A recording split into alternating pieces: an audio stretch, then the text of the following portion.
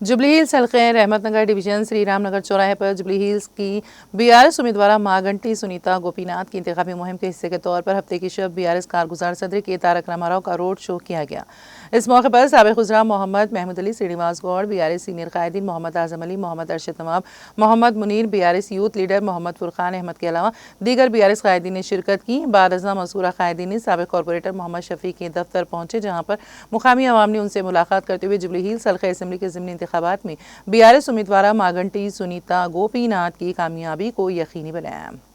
इस मौके पर बीआरएस सीनियर कायद मोहम्मद आजम अली ने मीडिया से बात करते हुए तफसीलात से वाकिफ करवाया।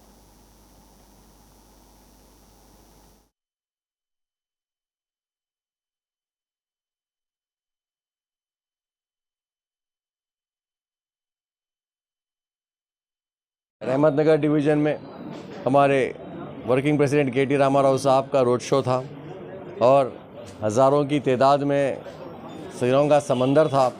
लोगों में बहुत जोश नज़र आया। सबका बोलना यही था, इस अब की बार केसीआर और इस बार कार।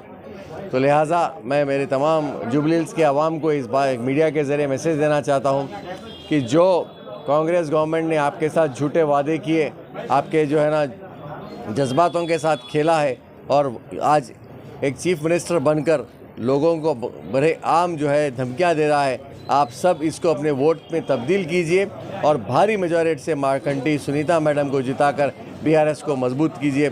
जय तेलंगाना, जय केसीआर।